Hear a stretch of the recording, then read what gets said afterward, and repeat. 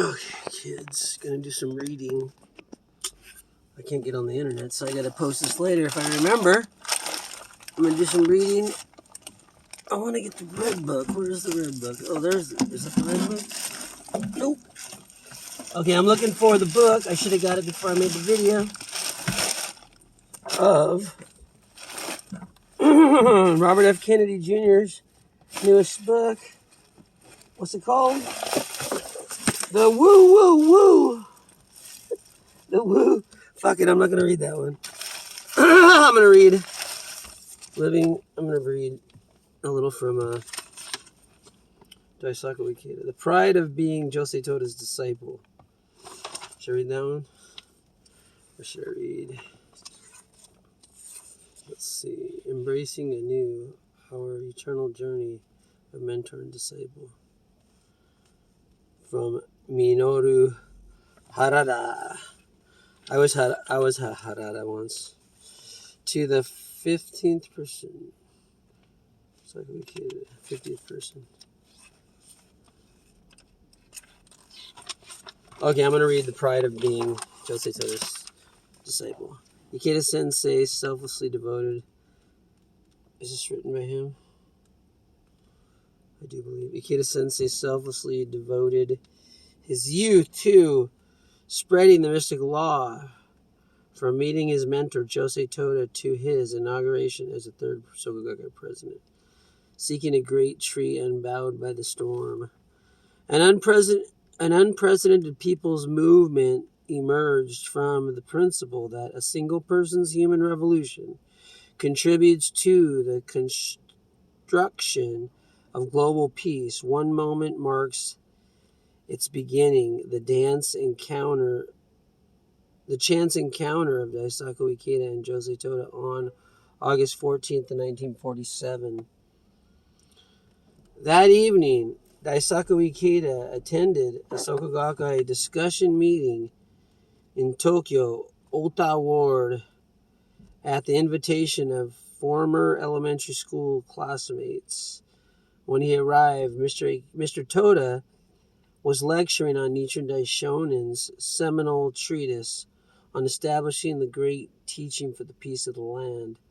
Amid the devastation of post-war Japan, the 19-year-old Daisaku sought the correct way to live, inspired by Mr. Toda's character and deeply moved by his fight against Japan's militarism and subsequently imprisonment. Daisaku decided to stake his life on following this man. He wrote this poem here, Traveler. At the discussion meeting, so where was this discussion meeting? It was in Ota Ward, Tokyo. Someone's house, probably. At the discussion meeting, Ikeda Sensei stood up to express his appreciation with an impromptu poem. Traveler, where do you come from, and where do you go? The moon has set, and the sun has not yet risen. In the darkness before dawn, I advance in search of light, to dispel the dark clouds in my mind, to seek a great tree unbowed by the storm. I spring from the earth. He wrote this poem before he even understood what it meant to spring from the earth, maybe. Or maybe he said that the bodhisattvas are going to spring from the earth. I don't know how he that was his first time meeting his mentor, Josei Toda. Okay. Listening, Mr. Toda recalled the bodhisattvas who emerged from the earth described in the Lotus Sutra and smiled. 10 days later, on August 24th, Sensei joined the Sokogaku. Thus began the drama of his inner transformation or human revolution that would lead to a global movement for peace. Looking to the future amid hardship, on January 5th, 1949, Sensei began work at Mr. Toda's publishing company, Nihon Shogakukan. Japanese is Nihon. Shogakukan is like a writing for educational material for kids. He edited a magazine, Boys Adventure, which Mr. Toda later renamed Boys Japan, and in May became its editor-in-chief. But the post-war economic recession caused the magazine to cease publication, with its final issue appearing that December. Hoping to revive his business, Mr. Toda established a credit union, but in August 1950, that too had to cease operations. Sensei wrote in his diary, quote, "I, however, will advance with Mr. Toda toward our next effort. Nothing else matters. Forward, eternally forward."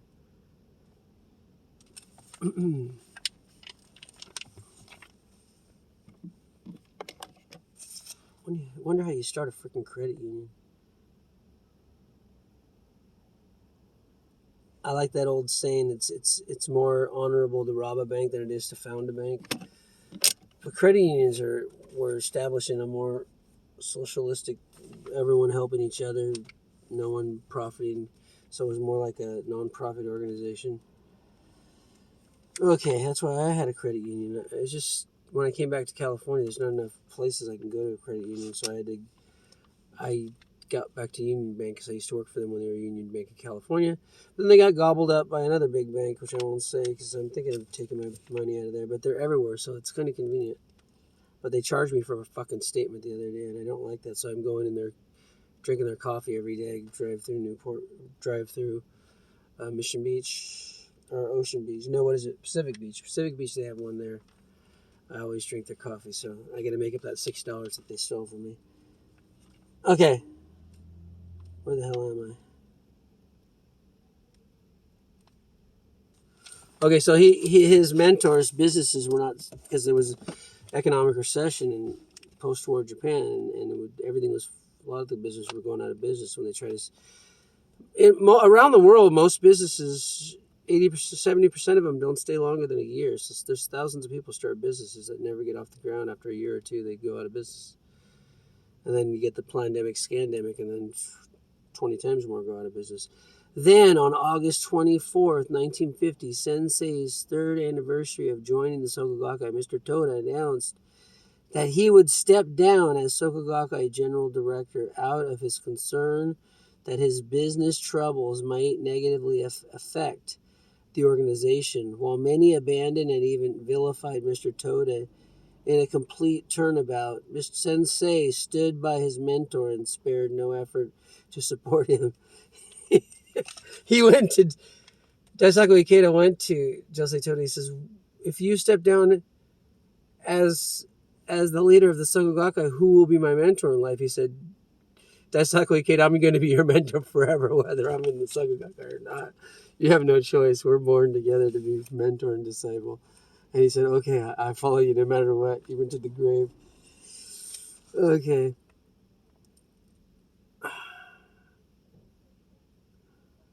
Then, oh yeah. So it happened on his third anniversary that he stepped down. It's kind of, there's no secrets. I mean, there's no accidents in the universe. Everything happens in sequential order, and it has meaning if you put meaning to it. Okay. Amid their desperate struggles, Mr. Toda shared with Shinichi his vision to establish a Soka Gakkai newspaper, and a university. See page 1821. Starting that fall, Mr. Toda began to lecture on Nichiren's writings to several members, the young Daisaku among them.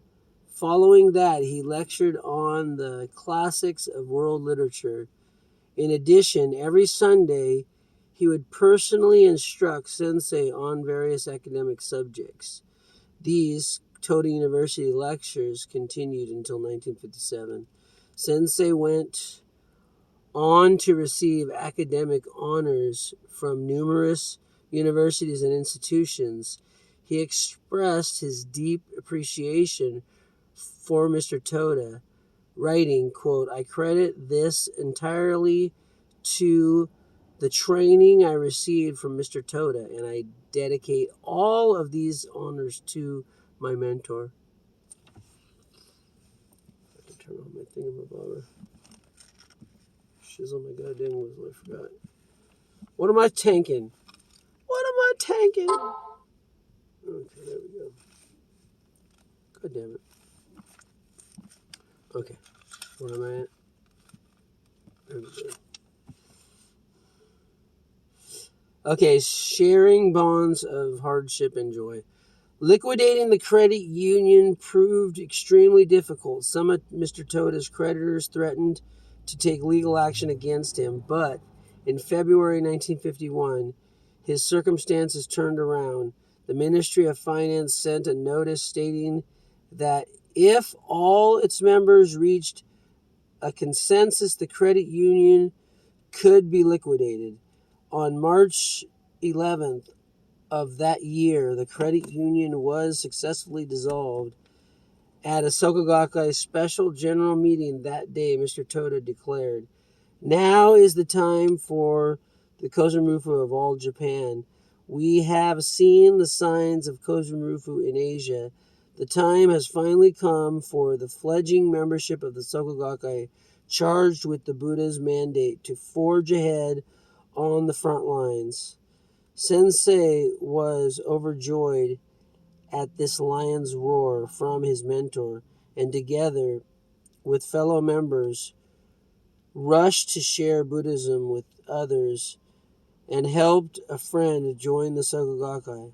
On May 3rd, Josei Toda was inaugurated as second Sokogakai president.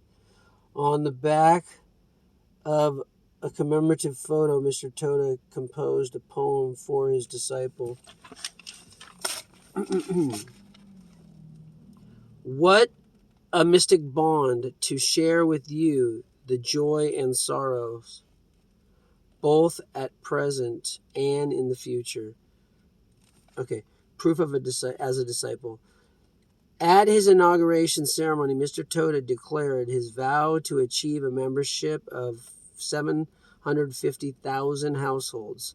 The membership at the time numbered around 5,000, so that would be a thousand-folding, 710%,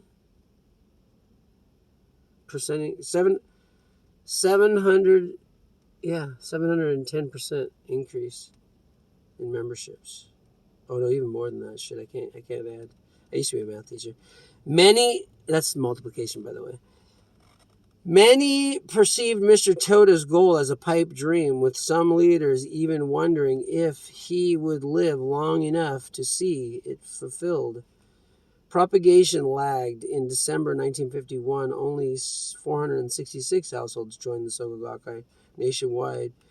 To have 750,000 households seemed a distant dream, but Sensei broke through. In January 1952, Mr. Toda appointed him advisor to Tokyo's Kamada chapter, and in February alone, this single chapter welcomed an unprecedented 201 new households. The breakthrough electrified the members nationwide, and the Sokogakai advanced with increasing vigor. From 1953, the Sokogakai growth accelerated even further, with a goal to reach 50,000 households by the end of the year, a goal the organization achieved. Sensei's efforts were the driving force behind his expansion. In January, Mr. Toda appointed him leader of the Young Men's Division First Corps, which then grew threefold in 1 year. In April, Mr. Toda assigned him as acting chapter leader for Tokyo's Bunkyo chapter. The chapter had lagged in growth, but quickly became one of the top-ranking chapters in propagation. Squeeze me. Kamada chapter. Some water. Do I got some water? Guess I do got some more done. It's been slow as fuck.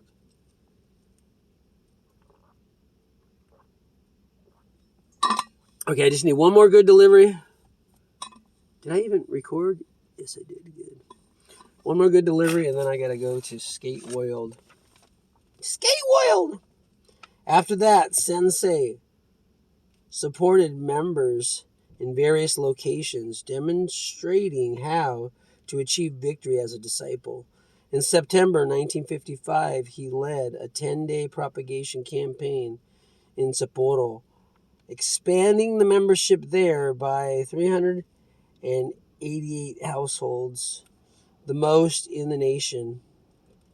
In May 1956, he led the historic achievement of welcoming into the Soka Gakkai's Osaka chapter 11,111 households in 1 month, and just one chapter that normally had only 300 and something at the biggest they've ever added 1 month. That July, we're lucky if our chapter has 3 a month in San Diego. That's a good month. That July, a Soka Gakkai-backed candidate was elected for the first time in a National House of Councilors elections in Osaka District. The outcome prompted a major Japanese newspaper to run the headline, "What was thought impossible has been achieved." Sensei then led Yamaguchi to a tenfold increase in membership, campaigning on the ground there for 22 days between October and January. The SGI's movement of humanism to build peace and happiness for all people now encompasses the entire planet. The source of this movement lies in the wartime struggles in prison of Mr. Makaguchi and Mr. Toda, and in Sensei's vow to fight for human rights, a vow he made during the so-called Osaka incident in 1957. On July 3rd that year, the authorities arrested Sensei and wrongfully charged him with election law violation in a House of Councilors by-election. On January 25th, 1962, at the end of the court case that dragged on for 4.5 years, he was fully exonerated and justice finally served. It was a few months after Mr. Toda passed away but Mr. Toda said, "You're going to win no matter what," before he died. In the Human Revolution, Sensei detailed the Osaka incident, explaining its background and significance in the Soka Gakkai's history. The serialization of that volume in the Seikyo Shimbun ended in October of 1991. The next month, the Soka Gakkai achieved its spiritual independence from the corrupt and ossified Nichiren Shoshu priesthood. We were excommunicated, but we call it our Independence Day. I like that.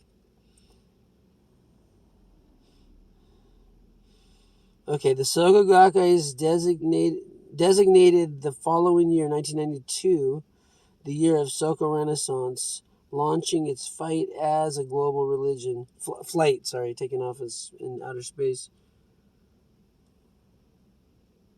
Meet me in outer space. What's that song? Stellar? Sensei has said, quote, "I deeply feel that the great river that became today's..." Hold on, I gotta do this. Today's Soka Gakkai. The great river that became today's Soka Gakkai, I imagine, will be the next line on the next page. Let me see if I'm right. Soka Renaissance, close enough, began in the period of torrents coursing through small canyons that I wrote about in Volume 2. The events surrounding the Osaka incident in 1957 paved the way for the Soka Renaissance that unfolded 35 years later and determined the course of Kozumarufu that has continued until now. I want to put this picture on my altar. That's the best thing. Young sensei with Toda at the festival.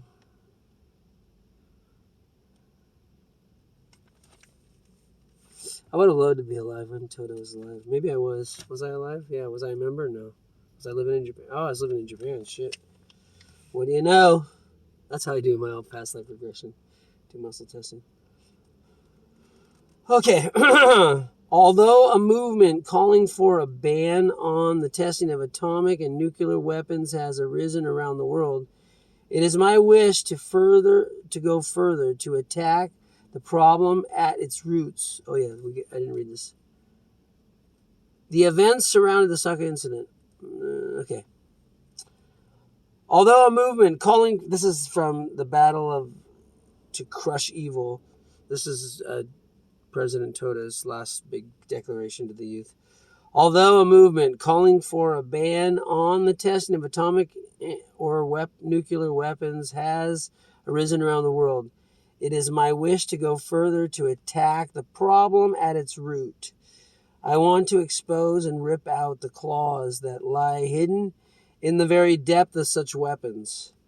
Mr. Toda issued this fierce lion's roar at a youth division festival at Yokohama's Mitsuzawa Stadium on September 8th, 1957. He continued, quote, I wish to declare that anyone who ventures to use nuclear weapons, irrespective of their nationality or whether their country is victorious or defeated, should be sentenced to death without exception, end quote. At that time, the Cold War engulfed the world, and the arms race was escalating under the doctrine of nuclear deterrence. Nuclear weapons tests occurred frequently. Well aware that these weapons could destroy humankind in an instant, Mr. Toda presented his historic declaration for the abolishment of nuclear weapons and his final decree to the youth division. As a Buddhist, Mr. Toda upheld respect for the dignity of life as a core belief and opposed capital punishment. Given its context, his call for the death penalty was in fact a condemnation in absolute terms of an absolute evil, namely the way of thinking that justify the possession and use of weapons powerful enough to obliterate humanity. In November, 2 months after his declaration, Mr. Toda planned to visit Hiroshima, but on the morning of his departure, he collapsed at home due to his extreme frail condition, Sensei recalled of the time. His feeling for Hiroshima, the site of the bombing, must have been powerful indeed, for he was ready to sacrifice his life to visit the place that had been destroyed by the satanic claws of a nuclear weapon. My mentor's powerful determination to visit Hiroshima, even if it cost him his life, is something that I will never forget as long as I live. In fact, it became an important inspiration for my own activities. Mr. Toda had planned to attend a women's general meeting in Hiroshima focused on his declaration for the abolishment of nuclear weapons. And instead, Sensei went on his behalf, calling on the attendees to inherit the spirit of their mentor's declaration. Through his dialogue with leading world figures and his peace proposals submitted annually to the international community, Sensei devoted himself wholeheartedly to making the abolition of nuclear weapons reality. So even though Daisaku Ikeda is my sensei, on on one issue on this, he didn't call for the ending of nuclear power, which there's no way for nuclear weapons to exist if there's no nuclear power. So nuclear power is the excuse to build nuclear weapons. So you can't abolish nuclear weapons if you don't abolish nuclear power. So he finally came to that conclusion after having many dialogues on the issue. When the Fukushima incident went off, he finally had to admit, oh, nuclear power is just as bad. We got to get rid of that too, which I was always for, because nuclear power is just an excuse to making nuclear weapons. That's what they use, the fissile material they make from nuclear power, because nuclear power will never be cost effective. It's the biggest boondoggle in the world. It's corporate welfare on steroids, because no insurance company would ever insure a nuclear power plant because it's never going to be cost effective. And cold fusion, let's see if it doesn't have all the nuclear waste. If you can prove it doesn't, and it doesn't have any waste and no bad byproduct, then maybe I would support cold fusion, but I don't know if it does yet. Scientists always lie until the facts come out. Especially if there's a lot of money in it, which there always is, which is why science always gets bastardized by moneyed interests. What did the guy who stole the election, his family and friends stole his election for him 2 times, say? Sometimes peace is trumped by, money sometimes trumps peace. Yes, money sometimes trumps science and all kinds of shit. Okay, I'm going now. Fuck them. They don't want me to work. I don't want to work either. I'm off to the skate road. Who wants to work when you can go skating? That's what I'm talking about. That's what I'm talking about. Okay, unless you're gonna give me a good deal right now, I'm gonna go skating. I'm tired of doing these freaking stupid prove I'm a human thing. Okay, kids. By the time I upload this, I'll already be at Skate World, so peace out.